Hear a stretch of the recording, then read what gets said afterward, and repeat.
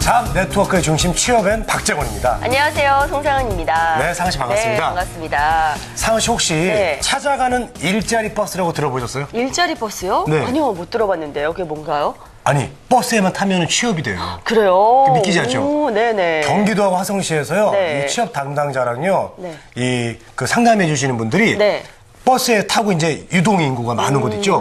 그런 곳을 지나다니면서 버스에 타기만 하면은 네. 취업 알선도 시켜주고 상담도 시켜준다고 합니다. 굉장히 좋은 버스인데요. 예. 그야말로 구직자들을 찾아가는 그런 그렇습니다. 버스라고 볼 수 있을 텐데요. 네. 아이디어가 아주 좋은 것 같습니다. 지난주에 운영을 시작했는데요. 네네. 벌써 4명이나 합격을 시켰다고 합니다. 성과도 좋네요. 네. 예. 저는 이런 버스는요, 전국의 각 노선에 배치해야 된다고 생각합니다. 네, 좋은 주장 감사하고요. 네. 혹시나 그 버스에 탑승하지 못하신 분들 아쉬워하지 마시고 저희 취업에 함께 하시기 바랍니다. 저희 오늘도 알찬 정보 준비해 왔는데요. 저희 국내 최초로 카카오톡 서비스 펼치고 있는 거 아시죠? 방송 보시면서 궁금하신 점 있으시면 저희 아이디 워크TV로 보내주시면 저희가 빠르게 답변해 드리겠습니다. 자, 오늘도 많은 분들의 참여를 기다리고 있겠습니다. 네. 취업엔 지금부터 힘차게 출발!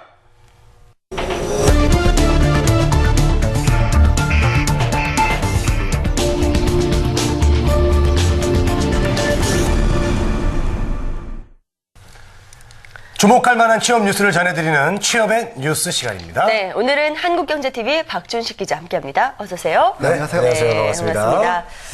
자, 오늘 어떤 소식 준비되어 있나요? 지난주 이번 주 상당히 좀 주목해야 될 뉴스들이 많이 있습니다. 네. 일단은 개인적으로 가장 중요한 거는 내년도 이제 예산안, 살림살이 계획이 나왔다는 거죠. 올해보다 8.6% 내년에는 수입이 늘어나게 됩니다. 그래서 373조 원을 넘게 되고요. 또 많이 또 벌어들이는 만큼 정부에서는 또 많이 또 예산을 지출해야 되는데 한 342조 정도 지출을 한다고 그럽니다. 네. 이 지출 내용을 보면은 제가 오늘 전해드릴 내용하고 밀접한 관계가 있는 이 보건이라든지 교육 또 노동 분야에 대한 지출이 많이 늘어나게 됩니다. 그 분야에 예산을 많이 사용한다는 얘기인데요. 100조에 가까운 97조 원 이상을 내년에는 지출을 한다고 합니다. 그 중에 상당 부분은 일자리 창출이라든지 아니면 이제 취업 부분에 좀 연계가 돼 있으니까요. 내년도에는 올해보다 조금이나마 조금 취업하기가 좀 수월해졌으면 하고 좀 바라봅니다. 네. 그래요. 이 직업 능력 개발 기본 계획 정말 의미가 있는 그런 작업인 것 같은데요. 그렇다면 구체적으로 어떤 내용인지도 좀 살펴주시죠. 예, 직업 능력 기본 계획. 이게 나하고는 별로 이렇게 관계가 없어 보이는 내용이긴 한데요. 이게 상당히 중요합니다. 왜냐면은 이 직업을 구한다든지 취업을 하는 거는 개인적인 문제지만은 그런 큰 그림을 그리는 건 결국 정부에서 그릴 수밖에 없습니다. 그래서 정부에서는 5년 동안, 그러니까 2007년도에 처음으로 1차 계획이 나왔는데요. 5년 동안 어떻게 일자리 정책을 하고 어떻게 교육 분야, 특히 이 근로자에 대한 교육 분야를 좀 개발을 해서 더 많은, 아니면 더 양질의 일자리를 더 많이 창출할 수 있는지 이제 5년 동안 계획을 하게 되는데 이번에 2007년도 1차에 이어서 이제 2차 계획이 나왔습니다. 그래서 앞으로 5년 동안 크게 그리게 되는 이 정부 일자리 정책이 이제 발표가 된 건데요. 자세한 내용들은 이제 앞으로 살펴보겠지만은 일단은 절대적인 숫자를 늘리는데 정부에서는 어느 정도 좀 주안점을 둔 것 같습니다. 네, 그렇군요. 네. 자, 그러면 구체적인 그런 내용들이 이제 연도별로 좀 나와 있지 않을까 싶은데 그 내용도 좀 짚어볼까요? 연도별로도 중요하지만은 네. 제가 정부에서 5년 동안 이 계획을 잡았다는 거는 일단은 큰 그림에서 정부가 정책을 내놓으면은 거기에 맞춰서 각계각층이라든지 아니면 기업체들에서 거기에 이제 준해서 하게 되고요. 일단 기본적으로 저희가 생각을 해야 되는 거는 지금 우리나라 고용시장은 정말 위기 상황입니다. 일할 사람이 없습니다. 베이비 부모 세대들은 은퇴 이후에 할 게 없어서 창업을 많이 눈을 돌리고 있고 또 새로운 일자리를 찾는데 어려움을 겪고 있고요. 청년들은 알다시피 지금 자기가 일할 곳이 없어가지고 이른바 미스매칭이라고 그러죠. 네. 일할 곳이 없어서 지금 그냥 거리를 좀 돌아다니고 있는 극단적으로 말하면은 그런 어려운 상황인데 그럼에도 불구하고 새로운 희망을 또 찾는 분야가 있습니다. 예를 들면은 첨단 바이오 분야라든지 융복합 산업 그다음에 또 언젠가부터는 또 그린에 관련된 녹색 에너지 분야에서 많은 또 일자리를 창출하고 있습니다. 그래서 어떤 그림들을 갖고 있는지 일단 이 기본 계획을 수립하고 진행하는데 좀 많이 좀 관여를 했던 고용노동부의 박성희 국장의 얘기를 직접 들어보도록 하겠습니다. 네. 2차 기본계획상 직업능력 개발의 역할을 좀 더 이제 근로자의 부가가치와 기업과 산업의 경쟁력을 높이는 그래서 성장과 혁신을 견인할 수 있는 직업능력 개발의 역할과 또 이를 통한 복지, 사회 통합을 촉진하는 적극적인 역할을 수행하도록 정책을 추진해야겠다 하는 의미에서 키워드를 이제 좀 성장을 지원하고 또 사회 통합을 이루는 성장과 통합의 엔진으로 삼는 이런 화두를 가지고 제2차 직업능력 개발 기본 계획을 수립하고자 하였습니다. 네, 지금 화면에서 들으신 내용 잠깐 다시 정리를 해보면은요, 좀 구체적으로 분야별 한번 살펴보겠습니다. 네. 예, 그 뿌리 산업, 우리가 보통 얘기하는 뭐 제조업이라든지 아니면 기계 관련된 산업군에 있어서 그 숙련 기술인을 20만 명을 양성을 하게 되고요. 그리고 직업 관련된 학습에 이제 참여하게 되는 구직자 아니면 학생들의 비중을 20%까지 달성하겠다는 이 중장기 계획을 밝히고 있습니다. 그리고 2016년까지 그 사회적 안전망 구축을 차원을 위해서 취약계층에 대한 어떤 그 직업 능력 개발 그런 부분들을 또 강조를 하기로 했습니다. 이러한 부분들을 구체적으로 실행하기 위해서 4개의 추진 과제를 설정을 했고요. 모두 그 밑에 그 68개의 정책 과제들을 이 단계별로 시기별로 그 축구주는 이제 진행할 이제 예정이라고 정부는 밝혔습니다. 네. 그렇군요. 자, 68개라서 너무 많으니까요. 뭐 눈에 띄는 거 정책 좀 몇 가지만 보여주시죠. 그 중소기업 문제가 상당히 중요한 화두인데요. 네. 이 중소기업 잘 가지도 않을 뿐더러 갔다고 하더라도 그 안에서 조금 자기 개발을 한다든지 하게 되면은 이 대기업에서 스카우트라든지 아니면 자리에 이동하는 경우가 많습니다. 예, 중소기업은 결국 또 이 사람을 구하는데 이중고를 겪게 되는데 이 그런 부분들을 막기 위해서 내부에서 이제 전문 인력 양성을 할 수 있는 지원책이 많이 개발이 되고요. 특히 이 인적자원 개발과 관련돼서 중소기업은 여력이 없습니다. 특히 HRD라고 그러죠. 인적자원 개발에 관련된 부분들이 상당히 약한데 정부에서는 이런 부분에 대해서 좀 더 많이 보강을 한다고 합니다. 네. 자, 대기업은 뭐 인적자원 개발 시스템이 워낙 잘 돼 있으니까 좀 중소기업 위주로 지원을 한다는 이야기군요. 자, 그 밖에 또 어떤 방법들이 있나요? 저희가 일주일에 서너 번씩 말씀드리는 이제 고졸자 채용. 예, 고졸자 채용을 확대하기 위해서 이 산업 현장에 일과 학습을 병행할 수 있는 이제 그런 부분들을 이 범죄적으로 지원하기 위한 이제 대책이 좀 많이 됐습니다. 네. 그렇기 때문에 앞으로 고졸자 취업은 정말 유행이 아닌 어떤 대세로 자리 잡을 것 같습니다. 알겠습니다. 그리고 또 아까 네. 말씀드렸지만 또 중요한 부분이 네. 이 사회 안전망 구축입니다. 예, 일자리를 찾고 그 사람들이 이 직업을 구하는 거는 개인적인 문제도 있지만은 결국에는 이 큰 그림의 사회 안전망 구축인데 그런 차원에서 어떤 차상위 계층에 대한 실질적인 지원이 앞으로 보다 강조가 되니까요. 지금 경제적으로 조금 어려운 분들 예, 일자리 찾는데 조금이나마 좀 도움이 되지 않을까 기대를 해봅니다. 네. 정말 실질적인 도움이 많이 되는 그런 방안들이었으면 좋겠습니다. 예. 자, 이제 다음 소식 살펴보겠습니다. 이번 주에 저희가 특집으로 계속 전해드리고 있는데요.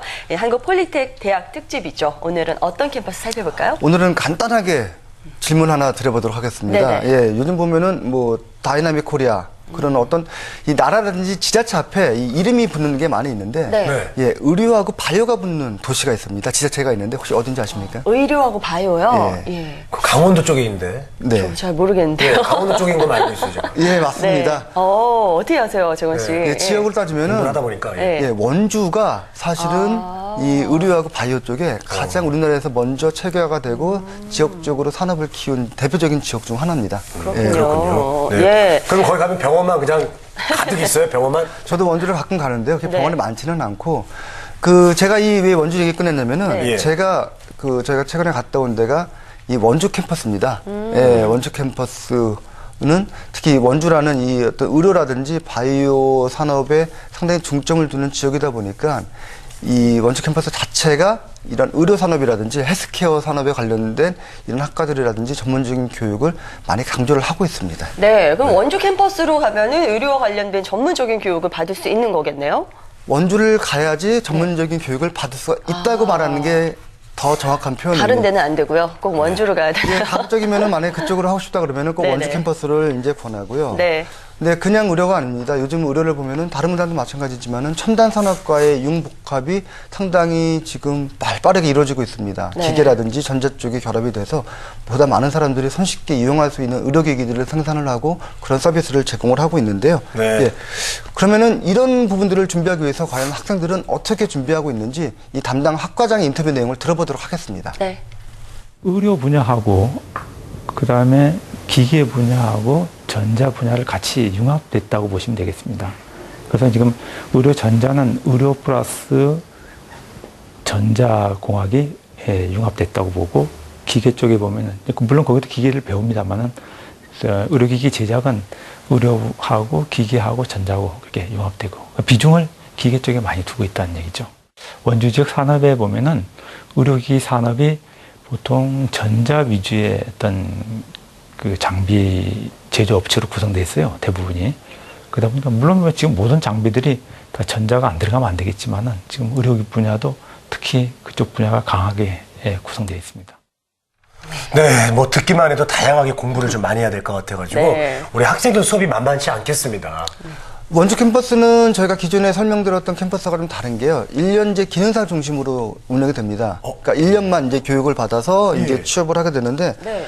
그 알다시피 일반 대학에서 4년 배울 거를 한국 폴리텍 대학은 2년 만에 끝마칩니다. 엄청난 이제 강도인데요. 네. 여기다가 더해서 원주 캠퍼스는 1년 만에 모든 과정을 진행해야 되기 때문에 어떻게 보면은 살인적인 이 수업 과정을 하고 있고 또 학과 이후에도 자기가 남아서 자기 개발을 해야 어떻게 1년 되는 만에 상당히 어려운 부분들이 있습니다. 속성, 네. 뭐 단기반도 많이. 그렇죠. 예. 근데 아무리 열심히 해도 1년 안에 끝낸다는 그 자체가 뭔가 좀 부족해 보이지 않을까 뭐 이런 우려도 있을 것 같아요. 저도 처음에는 그런 죄송합니다. 그런 생각을 했습니다. 예. 네. 2년도 사실은 짧은 기간인데 그거를 줄여서 1년 안에 끝내다 보면은 뭔가 좀 빼고 부족하지 않을까 이렇게 생각을 했었는데 그렇죠. 어제 그 인터뷰를 하는 학생의 얘기를 들어보면은 그런 우려라든지 그런 걱정을 하지 않아도 될 것 같습니다. 학생의 인터뷰 내용을 들어보도록 하겠습니다. 네. 생활하는 건 고등학교 3학년 같다고 보시면 됩니다.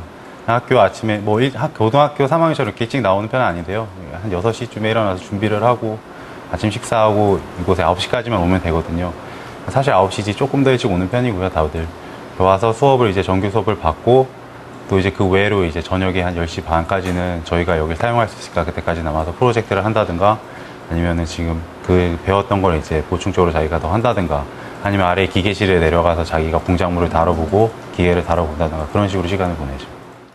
상은 씨가 저번에 꿈이 있는 사람들은 말하는 것도 다르다고 그랬잖아요. 네. 우리 폴리텍 학생들 만나봤잖아요. 네. 또 이분 인터뷰 들어보니까 역시 네. 자기의 어떤 정확한 목표가 있어요. 맞아요. 네, 부럽습니다. 네, 항상 이게 눈이 빛나고 있어요. 맞아요. 예, 네. 이런 것들 보면은 정말 뭔가 좀 다른다는 그런 생각이 드네요. 그렇습니다. 네. 그런 학생들이 많아요. 정말 많습니다. 예. 그 극단적인 경우로요. 그 실용음악을 공부를 하면서 이제 그 밴드 생활을 했던 그 친구가 이제 뭐 방송국에서 일을 하다가 그거보다 나는 좀 기계라든지 이런 쪽에 관심이 많은데 해서 찾은 경우가 있습니다. 그래서 그 학생의 좀 얘기를 좀 들어보면은 정말 이런 친구들이 자기 뒤늦게나마 자기 꿈을 찾아서 이쪽 폴리텍을 찾았구나라고 알 수 있을 것 같습니다. 네. 이야기를 함께 들어보도록 하겠습니다. 네. 생각 이상인 것 같습니다. 제가 처음에는 폴리텍 대학 그러면은 사실은 다른 걸 하다가 좀 이도저도 안 돼가지고 마지막에 실타를 잡듯이 그렇게 오는 쪽인 줄 알았는데 전혀 그렇게 생각하시면 오산이시고요. 오히려 일반 타 대학보다 훨씬 전문성이 있고 또 저희는 저희 의용공학과 같은 경우는 1년제 과정이지만 저희 폴리텍 대학 한 300여 개 학과 중에 플래그십이라고 대표학과로 선정이 돼가지고 이번에 1년이지만 2년보다 훨씬 많이 배울 수 있고요. 네, 그렇군요. 네, 예. 뭐 훤칠하게 생기신 분이 인터뷰를 하니까 훈훈한데요. 네, 원주에 있는 관련 업체들은 참 좋을 것 같아요. 네. 사람을 뽑을 때 이런 인재들이 많으니까 걱정도 없을 것 같고요. 예, 원주 캠퍼스도 그런 점을 강조를 하고 있습니다. 네. 단순히 그 원주 캠퍼스 학교만 잘 되는 게 아니고 원주 지역의 어떤 경제라든지 산업이 발전을 해야지 원주 캠퍼스에 좋은 인재들도 더 많이 취업을 할 수 있고 또 좋은 인재들이 많이 나와야 또 원주 기업들, 원주 지역 외 기업들이라도 의료라든지 바이오 기기 업체들이 많이 발전할 수 있기 때문에 이런 부분들을 많이 강조를 하고 있는데요.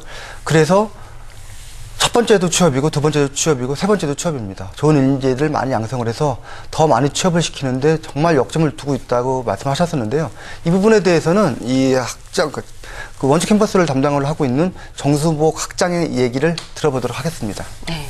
취업을 좀 더 확대하고 실제 취업이 유지될 수 있도록 하기 위해서는 이 맞춤 훈련을 강화했습니다. 맞춤 훈련.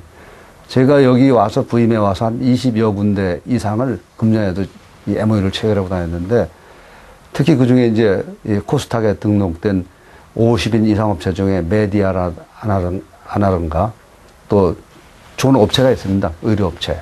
이런 데하고 맞춤 계약을 체결했기 때문에 지금 반수 이상이 거의 취직이 확정된 상태로 공부를 하고 있죠.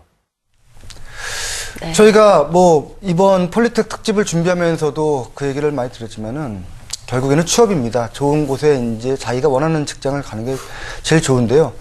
폴리텍 2년이 힘들면은 1년 과정을 한번 선택해 보는 것도 괜찮을 것 같습니다. 근데 지금 인터뷰 내용이나 내용을 보시면 알겠지만은 결코 만만한 1년이 아닙니다. 예, 고3 생활하는 것처럼 1년을 생활할 자신이 있다 그러면은 한번 한국 폴리텍 대학, 특히 그 중에서도 원주 캠퍼스를 한번 찾아보는 것도 좋은 방법인 것 같습니다. 네. 자, 지금까지 취업의 뉴스 박준식 기자와 살펴봤습니다.